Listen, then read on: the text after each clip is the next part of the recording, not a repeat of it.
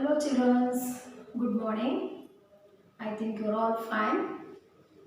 So, in the previous class, the management of business, you have known what do you mean by management? Business. ಅಲ್ವಾ in previous class ನಿಮಗೆ management ಅಂದ್ರೆ ಏನು business ಅಂದ್ರೆ ಏನು ಮತ್ತು ಡೆಫಿನಿಷನ್ಸ್ನ ತಿಳ್ಕೊಂಡ್ರಿ ಇನ್ previous class. So today's class we are going to know about the principles of management. So ಇಲ್ಲಿ principles ಅಂದರೆ ಯಾವ ರೀತಿಯಾದ ಒಂದು ಪ್ರಿನ್ಸಿಪಲ್ಸ್ನ ನಾವು ಫಾಲೋ ಮಾಡಬೇಕು ಒಂದು ಬಿಸ್ನೆಸ್ನ ಮಾಡಬೇಕಾದ್ರೆ. ಸೊ ಮ್ಯಾನೇಜ್ಮೆಂಟ್ ಅಂದರೆ ಬಿಸ್ನೆಸ್ ಮ್ಯಾನೇಜ್ಮೆಂಟಲ್ಲಿ ಸೊ ಯಾವ ರೀತಿ ಒಂದು ಫಾಲೋಸ್ ಅಂದರೆ ರೂಲ್ಸನ್ನ ನಾವು ಫಾಲೋ ಮಾಡಬೇಕು ಅಂತ ಹೇಳಿ. So for smooth and efficient management business concern certain principles are necessary. So ಒಂದು ಸ್ಮೂತ್ ಮತ್ತು ಎಫಿಷಿಯೆಂಟ್ ಆಗಿ ಒಂದು ಬಿಸ್ನೆಸ್ ಆಗಬೇಕು ಅಂದರೆ ಒಂದು ಮ್ಯಾನೇಜ್ಮೆಂಟ್ ಆಗಬೇಕು ಬಿಸ್ನೆಸ್ ಅಂದರೆ ಸೊ ನಮಗೆ ಸರ್ಟನ್ ಪ್ರಿನ್ಸಿಪಲ್ಸ್ ಬೇಕಾಗುತ್ತೆ. We need certain principles. The following principles are suggested by Henri Fayol. So ಈ ಒಂದು ಪ್ರಿನ್ಸಿಪಲ್ಸ್ನ ಯಾರು ಸಜೆಸ್ಟ್ ಮಾಡೋದು ಅಂದರೆ ಹೆನ್ರಿ ಫಾಯರ್. ಹೆನ್ರಿ ಫಾಯರ್ ಅವರು ಈ ಒಂದು ಪ್ರಿನ್ಸಿಪಲ್ಸ್ನ ಒಂದು ಸಜೆಸ್ಟ್ ಮಾಡ್ತಾರೆ. ಯಾವ ರೀತಿ ಒಂದು ಬಿಸ್ನೆಸ್ ಮಾಡಬೇಕಂದ್ರೆ ನಾವು ಮ್ಯಾನೇಜ್ಮೆಂಟ್ ಮಾಡಬೇಕು ಅಂತೇಳಿ. So he has suggested some principles. So there are 13 principles are there. When we want to do business, we should follow these principles. So management ಒಂದು ಬಿಸ್ನೆಸ್ ಮಾಡಬೇಕಾದ್ರೆ ನಾವು ಈ ಒಂದು ಪ್ರಿನ್ಸಿಪಲ್ಸ್ನ ಫಾಲೋ ಮಾಡಿದ್ರೆ we can become a great businessman students. So these are some of the principles of management which were suggested by Henry Fayol. So we are going to know one by one. So first is division of work, authority and responsibility, discipline, unity of command, unity of direction, subordination of individual interest to general interest, remuneration of personnel, centralization, scalar chain, equity, stability of security to personnel, initiative, e-spirit, decrops. So these are some principles of management suggested by Henry Fayol. So now we know one by one. So what do you mean by division of work? Division of work, here the work is divided among the employees. So employees ಏನು ಮಾಡ್ತಾರೆ ವರ್ಕ್ನ divide ಮಾಡ್ತಾರೆ. So ಹೇಗೆ ಒಂದು ಸ್ಕೂಲಲ್ಲಿ principal, HM, teachers, ನಾನ್ staff, so ಈ ರೀತಿ ಹೇಗೆ ಒಂದು ಇನ್ಸ್ಟಿಟ್ಯೂಷನಲ್ಲಿ ಹೇಗೆ ಡಿವೈಡ್ ಮಾಡ್ಕೊತಾರೆ ಸೊ ಅದೇ ಥರ ವರ್ಕ್ನ ಏನು ಮಾಡ್ತಾರೆ ಡಿವೈಡ್ ಮಾಡ್ತಾರೆ according to education, profession. So according to experiences ಏನು ಮಾಡ್ತಾರೆ the work will be divided. So that is the division of work. So ಈ ರೀತಿ ಡಿವಿಷನ್ ಮಾಡಿಕೊಂಡ್ರೆ ವರ್ಕಲ್ಲಿ ಏನಾಗುತ್ತೆ it will help for the efficient management in a business. So ಇದು first ಏನು ಮಾಡಬೇಕು ಡಿವಿಷನ್ ಆಫ್ ವರ್ಕ್ ಮಾಡ್ಕೋಬೇಕು. ಸೊ ಈ ರೀತಿ ಡಿವಿಷನ್ ಆಫ್ ವರ್ಕ್ ಮಾಡ್ಕೊಂಡಾಗ ಏನಾಗುತ್ತೆ ಇದು ಒಂದು ಎಫಿಷಿಯನ್ಸಿ ಮತ್ತು ಸ್ಪೆಷಲೈಸೇಷನ್ ವರ್ಕ್ ಒಂದು ಸ್ಮೂತ್ ಆಗಿ ಒಂದು ಎಫಿಷಿಯೆಂಟ್ ಆಗಿ ಒಂದು ಕೆಲಸ ಆಗೋದಕ್ಕೆ ಸಾಧ್ಯ ಆಗುತ್ತೆ. ಸೊ ಅದಕ್ಕೆ ಏನು ಮಾಡ್ತಾರೆ ವರ್ಕನ್ನು ಏನು ಮಾಡ್ತಾರೆ ಡಿವೈಡ್ ಮಾಡ್ತಾರೆ. So that is what we call division of work. Like according to taste ಮತ್ತು ಒಂದು ಟೇಸ್ಟು, ಜೆಂಡರು, ಒಂದು ಕ್ವಾಲಿಫಿಕೇಷನ್, ಎಜುಕೇಷನು. ಸೊ ಆ ಒಂದು ಏನು ಮಾಡ್ತಾರೆ ಒಂದು ಬೇಸಿಸ್ ಮೇಲೆ ಏನು ಮಾಡ್ತಾರೆ ವರ್ಕನ್ನು ಡಿವೈಡ್ ಮಾಡ್ತಾರೆ. ಸೊ ಈ ರೀತಿ ಡಿವಿಷನ್ ಆಫ್ ವರ್ಕ್ ಮಾಡೋದ್ರಿಂದ ಏನಾಗುತ್ತೆ the business will be go on smoothly, efficient ಆಗಿ ಒಂದು ಸ್ಮೂತ್ ಆಗಿ ಒಂದು ವರ್ಕ್ ಆಗೋಕ್ಕೆ ಕಾರಣ ಆಗುತ್ತೆ. That is what division of work. So production maximise ಯಾವ ರೀತಿ ಪ್ರೊಡಕ್ಷನ್ ಮಾಡ್ಬೋದು, ಸೊ ಎಷ್ಟು ಮ್ಯಾಕ್ಸಿಮೈಸ್ ಆಗಿ ನಾವು ಪ್ರೊಡಕ್ಷನ್ ಮಾಡ್ಬೋದು, ಸೊ ಅದರಿಂದ ಎಷ್ಟು ಪ್ರಾಫಿಟನ್ನು ನಾವು ಅರ್ನ್ ಮಾಡ್ಬೋದು ಅನ್ನೋದಕ್ಕೆ ಹೆಲ್ಪ್ ಆಗುತ್ತೆ division of work. So next is authority and responsibility. So this principle refers to the authority and responsibility which are the combination of official authority and personal responsibility. So as a businessman, official ಆಗಿ ನಮ್ಮ authority ಏನಿರುತ್ತೆ ಒಂದು business ಒಂದು institution ಅಥವಾ ಒಂದು ಸಂಸ್ಥೆ. So ಅದನ್ನು ಒಂದು ಬಿಸ್ನೆಸ್ ಮಾಡಬೇಕಂದಾಗ ನಮ್ಮ ಒಂದು ಅಫಿಷಿಯಲಿ ನಮ್ಮಲ್ಲಿ ಒಂದು ಅಥಾರಿಟಿ ಇರಬೇಕು. ಅರ್ಥ ಆಯಿತಾ? ಸೊ ಅಥಾರಿಟಿ ಇದ್ದಾಗ ಏನಾಗುತ್ತೆ ಸೊ ಒಂದು ಬಿಸ್ನೆಸ್ನ ಮಾಡೋಕ್ಕೆ ಹೆಲ್ಪ್ ಆಗುತ್ತೆ. ಆ್ಯಂಡ್ ರೆಸ್ಪಾನ್ಸಿಬಿಲಿಟಿ, ಪರ್ಸನಲ್ ರೆಸ್ಪಾನ್ಸಿಬಿಲಿಟೀಸ್ ಇರಬೇಕು. ಸೊ ನಮ್ಮದೇ ಆದ ಒಂದು ಕರ್ತವ್ಯ ಇರಬೇಕು. ಒಂದು ಈ ಬಿಸ್ನೆಸ್ನ ನಾವು ಚೆನ್ನಾಗಿ ಮಾಡಬೇಕು ಅನ್ನೋ ಒಂದು ರೆಸ್ಪಾನ್ಸಿಬಿಲಿಟೀಸ್ ಇರಬೇಕು. So both are compounded with intelligence. So we need intelligence, experiences, past experiences, moral worth, etc. So ಇವೆರಡೂ ಅಥಾರಿಟಿ ಮತ್ತು ರೆಸ್ಪಾನ್ಸಿಬಿಲಿಟಿ ಯಾವುದರಿಂದ ಒಂದು ಅದೇನಾಗಿದೆ ಅಂದರೆ ಯಾವುದರಿಂದ ಒಂದು ಕಾಂಪೌಂಡೆಡ್ ಆಗಿದೆ, intelligence, experiences, past experiences, moral worth, etcetera. So ಈ ರೀತಿ ಇದ್ದಿದ್ದಾಗ ಏನಾಗುತ್ತೆ, ಒಂದು ಬಿಸ್ನೆಸ್ ಒಂದು ಪ್ರೋಗ್ರೆಸ್ ಆಗೋಕ್ಕೆ ಕಾರಣ ಆಗುತ್ತೆ. So that is what authority and responsibility. Next is discipline. Discipline is the managerial authority and constructive discipline among the officials and subordinate at all levels. So ಯಾವ ರೀತಿ ಒಂದು ವರ್ಕ್ ಸ್ಪೇಸಲ್ಲಿ ಯಾವ ರೀತಿ ನಾವು ಒಂದು ಡಿಸಿಪ್ಲಿನನ್ನು ಮೇಂಟೈನ್ ಮಾಡಿದ್ದೀವಿ ಅಂದರೆ ಯಾವ ರೀತಿ ಒಂದು ಸಬಾರ್ಡಿನೇಟ್ಸ್ ಜೊತೆ ಎಲ್ಲ ಒಂದು ಲೆವೆಲ್ಸಲ್ಲಿ ಯಾವ ರೀತಿ ಒಂದು ಡಿಸಿಪ್ಲಿನ್ನ ಒಂದು ಅಥಾರಿಟಿನ ನಾವು ಯಾವ ರೀತಿ ಒಂದು ಕನ್ಸ್ಟ್ರಕ್ಟ್ ಮಾಡಿ ಒಂದು ಡಿಸಿಪ್ಲಿನಲ್ಲಿ ಮೇಂಟೈನ್ ಮಾಡಿದ್ದೀವಿ ನೋಡಿ. ಸೊ ಈ ಒಂದು ಡಿಸಿಪ್ಲಿನಿಂದ it guarantees the fulfilment of objective set by the management. So ಏನು ಒಂದು ಮ್ಯಾನೇಜ್ಮೆಂಟ್ ಒಂದು ಸಂಸ್ಥೆ ಏನು ಒಂದು ಆಬ್ಜೆಕ್ಟಿವ್ ಇಟ್ಕೊಂಡಿರುತ್ತೆ, ಒಂದು ಗುರಿ ಏನು ಇಟ್ಕೊಂಡಿರುತ್ತೆ ಅದನ್ನು ಫುಲ್ಫಿಲ್ ಮಾಡೋಕ್ಕೆ ಇದು ಒಂದು ಡಿಸಿಪ್ಲಿನ್ ಇದ್ದಾಗ ಏನಾಗುತ್ತೆ, ಅದು ಗ್ಯಾರಂಟಿ ಆಗುತ್ತೆ. ಸೊ ಡಿಸಿಪ್ಲಿನಿಂದ we can what we are having aim, ಒಂದು ಮ್ಯಾನೇಜ್ಮೆಂಟ್ ಒಂದು ಏನು ಗುರಿ ಏನು ಇಟ್ಕೊಂಡಿರುತ್ತೆ. ಸೊ ನಾವು ಈ ಕೆಲಸನ ಸಾಧನೆ ಮಾಡಬೇಕು, ಒಂದು ಗುರಿನ ತಲುಪಬೇಕು ಅನ್ನೋದು, ಸೊ ಅದು ಫುಲ್ಫಿಲ್ ಆಗುತ್ತೆ ಒಂದು ಡಿಸಿಪ್ಲಿನಿಂದ.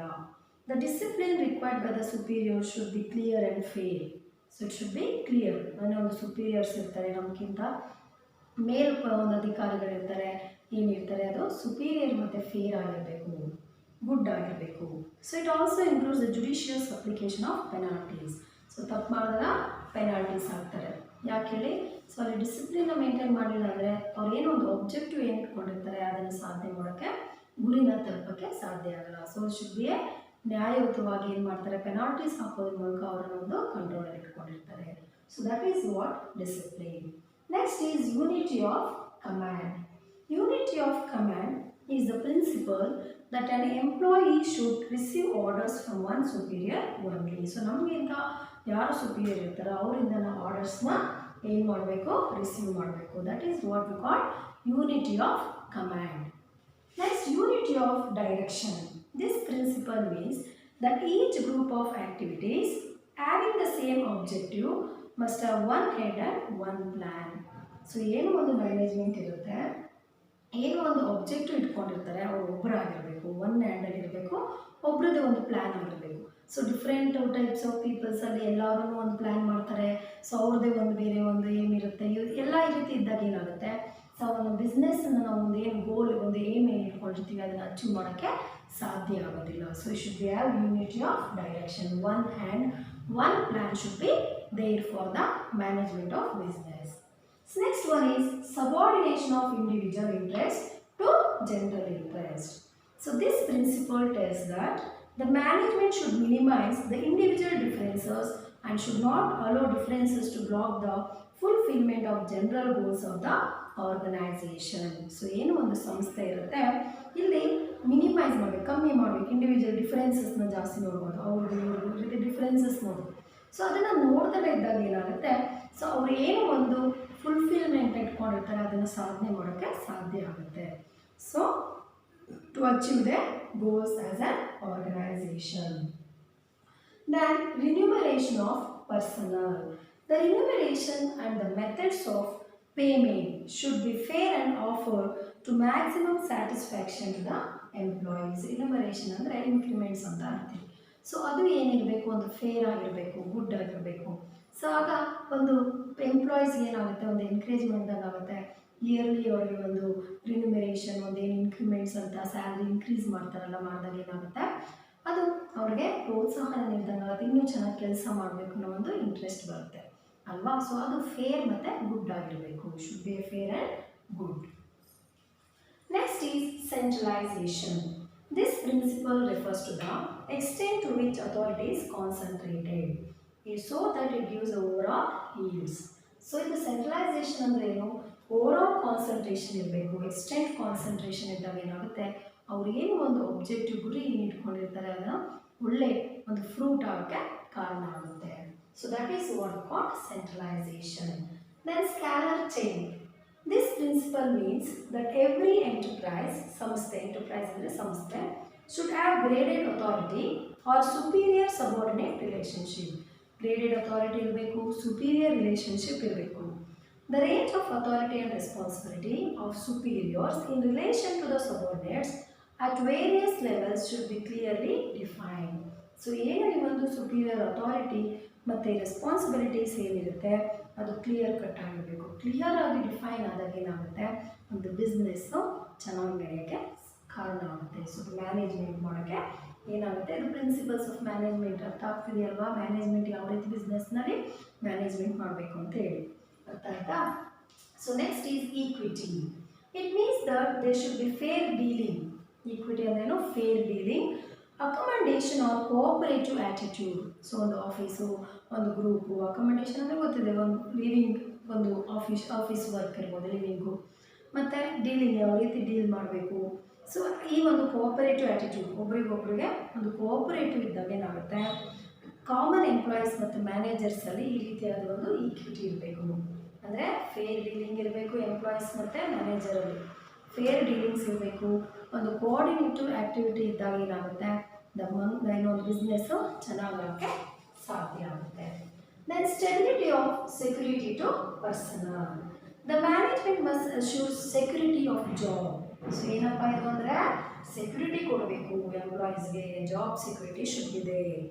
Instability of jobs have both cause and effect of bad management. So ಇಲ್ಲಿ ಒಂದು ಇನ್ಸ್ಟೆಬಿಲಿಟಿ, ಒಳ್ಳೆ ಸ್ಟೆಬಿಲಿಟಿ ಇಲ್ಲ, ಒಂದು ಸೆಕ್ಯೂರಿಟಿ ಇಲ್ಲ ಅಂದಾಗ ಏನಾಗುತ್ತೆ, ಇದರಿಂದ ಬ್ಯಾಡ್ ಮ್ಯಾನೇಜ್ಮೆಂಟ್ ಆಗ್ಬೋದು, ಎಫೆಕ್ಟ್ ಆಗ್ಬೋದು ಅಲ್ವಾ? Causes and effect for bad management. So the quick labour turn over will results in bad management. So ಏನಾಗ್ತಾ ಇರುತ್ತೆ, ಒಳ್ಳೆ ಸ್ಟೆಬಿಲಿಟಿ ಇಲ್ಲಪ್ಪ, ಸೆಕ್ಯೂರಿಟಿ ಇಲ್ಲ, ಅಲ್ಲಿ ಕೆಲಸ ಮಾಡಿದ್ರು ಅಲ್ಲಿ ಯಾವುದೇ ರೀತಿಯಾದ ಒಂದು ಏನೋ ಒಂದು ಸೌಲಭ್ಯಗಳಿಲ್ಲ ಅಂದಾಗ ಏನಾಗುತ್ತೆ, ಎಂಪ್ಲಾಯೀಸ್ ಏನು ಮಾಡ್ತಾರೆ, ವರ್ಕರ್ಸ್ ಏನು ಮಾಡ್ತಾರೆ, ಅಯ್ಯೋ ಹೋಗಪ್ಪ ಯಾರಿಗೆ ಕೆಲಸ ಮಾಡ್ತಾರೆ, ಬೇರೆ ಕಡೆ ಹೋಗೋಣ ಬಿಡೋಣ. ಸೊ ಈ ರೀತಿ ಆದಾಗ ಏನಾಗುತ್ತೆ, ಅಲ್ಲಿ ಒಂದು ಒಳ್ಳೆ ಮ್ಯಾನೇಜ್ಮೆಂಟು ಸಾಧ್ಯ ಆಗೋದಿಲ್ಲ, ಬ್ಯಾಡ್ ಮ್ಯಾನೇಜ್ಮೆಂಟ್ ಆಗುತ್ತೆ. So this should be have a job security to the employees. Next is initiative. This is one of the key satisfactions. The management should have the capacity to think out original plans and execute them with full discretion.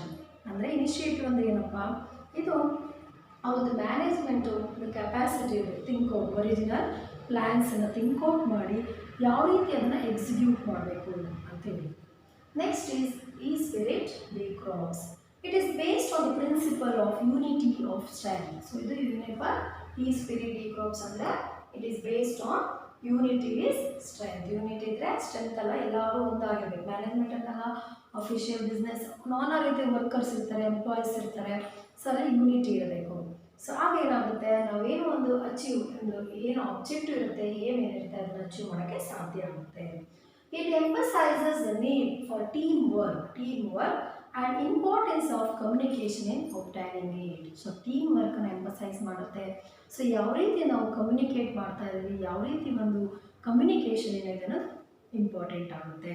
So these are the 13 principles which was suggested by Henri Fayol for the management of business. So ಇದನ್ನು ನಾವು ಮೈಂಡಲ್ಲಿ ಇಟ್ಕೊಂಡು ಒಂದು management ಮಾಡಿದಾಗ ಬಿಸ್ನೆಸ್ಸಲ್ಲಿ ನಾವು great persons ಆಗ್ಬೋದು.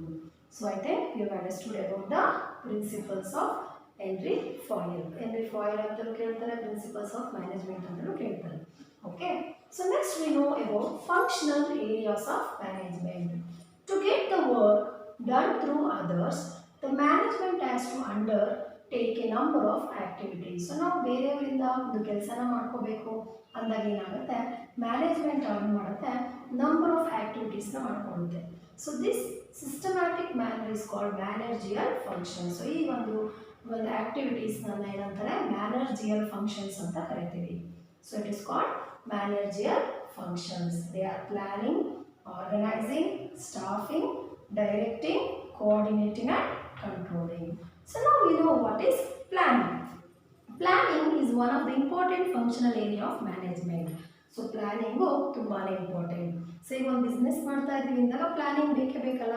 So ಯಾವ ರೀತಿ ಅದನ್ನು ಮಾಡಬೇಕು ನಾವು ಬಿಸ್ನೆಸ್ ಅಂದಾಗ ಪ್ಲಾನಿಂಗ್ ಈಸ್ ಇಂಪಾರ್ಟೆಂಟ್. ಸೊ ಒಂದು ಮ್ಯಾನೇಜರ್ ಅಥವಾ ಒಂದು ಮ್ಯಾನೇಜ್ಮೆಂಟ್ ಏನು ಮಾಡುತ್ತೆ, first plan ಮಾಡ್ಕೊಳುತ್ತೆ.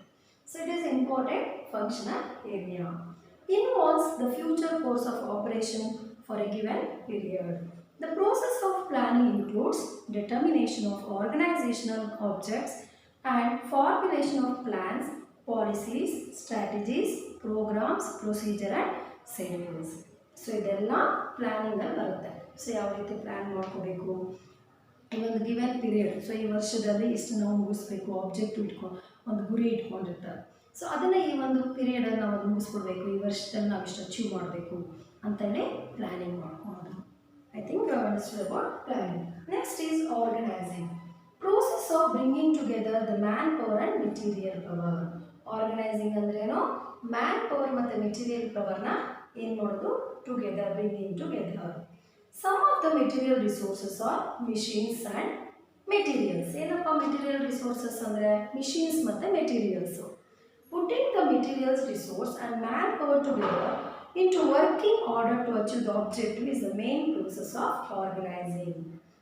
It also involves delegation of sufficient authority to the managers and establishment of linking together the various positions to the purpose of enabling the people to work in coordinated manner. So organizing ಅಂದರೆ bringing manpower and material power together and organizing the work to bring it as a what the purpose was there was to bring it together.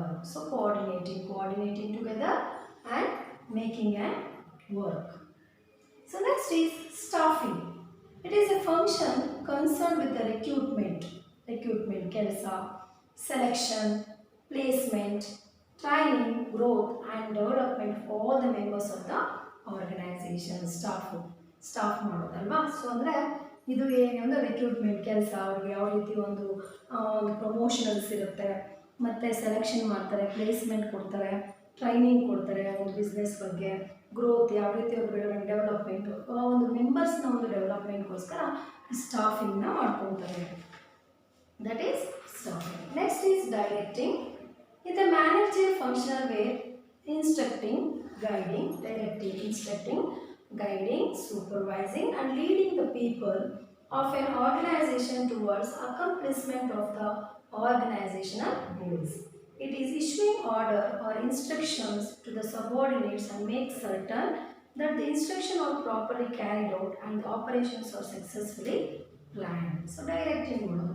So ಇದರಲ್ಲಿ ಏನೋ ಒಂದು goals ಏನಿರುತ್ತೆ, organisation goals, ಆ ಒಂದು operations ಏನಿರುತ್ತೆ ಅದು ಸಕ್ಸಸ್ಫುಲ್ಲಾಗಿ ಅವ್ರೇನು ಪ್ಲ್ಯಾನ್ ಆಗಿದೆಯಾ, ಅದು ಪ್ಲ್ಯಾನ್ ಆಗಿರೋ ಥರ ಅದು ಕೆಲಸ ನಡೀತಾ ಇದೆಯಾ ಅನ್ನೋದು ನೋಡ್ಕೊಬೋದು. That is directing. Next coordinating. Coordination is very very important. No, it is the harmonious blending of activities of the different departments for the achievement of desired goal.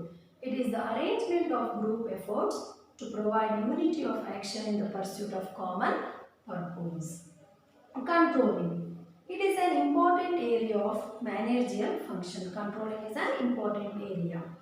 It covers almost all the managerial activities. So all the activities will become under controlling. Planning, organizing, staffing, directing, coordinating, all this will come under controlling. It keeps check. Then check of the functions of management. It will check the functions of management. It is the function that every manager in the organization has to perform. ಏನು ಒಂದು manager ಅಂತ ಏನಿರ್ತಾರೆ, so ಒಂದು ಆಫೀಸಲ್ಲಿ ಅಥವಾ ಒಂದು ವರ್ಕಲ್ಲಿ ಏನೋ ಒಂದು ಮ್ಯಾನೇಜರ್ ಅಂತ ಏನಿರ್ತಾರೆ, ಅವ್ರಿಗೊಂದು ರೆಸ್ಪಾನ್ಸಿಬಿಲಿಟೀಸ್ ಇರುತ್ತೆ. ಅವ್ರ ಫಂಕ್ಷನ್ ಏನಪ್ಪ ಅಂದರೆ they want to manage what they are doing or what they should go on check the work is going on or what. The main objectives of controlling area are, so the main objectives is controlling area to create an atmosphere of order and discipline in the organization to ensure proper coordination of activities, to ensure confirmation of actual performance with the predetermined plans, to achieve the increase of overall efficiency of the organization. So these are the main objective of controlling. So I think you understood about the functional areas of management. Planning ಅಂದ್ರೇನು, organising ಅಂದ್ರೇನು, staffing ಅಂದ್ರೇನು, directing ಅಂದ್ರೇನು, coordinating ಮತ್ತು controlling. Next ನೀವು ಫ್ಯೂಚರಲ್ಲಿ ಒಂದು business man ಆಗಬೇಕು, ಒಂದು management business ಮಾಡ್ತೀರಾ ಅಂದಾಗ, ಸೊ ನೀವು ಕಾಮರ್ಸನ್ನು ತೊಗೊಂಡಾಗ ಒಂದು ಬಿಸ್ನೆಸ್ ಫೀಲ್ಡ್ಗೆ ಹೋದರೆ, ಸೊ ಈ ಒಂದು ಇಂಪಾರ್ಟೆಂಟ್ ಫ್ಯಾಕ್ಟರ್ಸ್ ನಿಮಗೆ ಹೆಲ್ಪ್ ಮಾಡುತ್ತೆ. So this are what the principles of management and functional areas of management. I think you understood about this principles and functions. So next class we are going to know about what do you mean by decision making. What is the importance of decision making in a management of business. Thank you, children.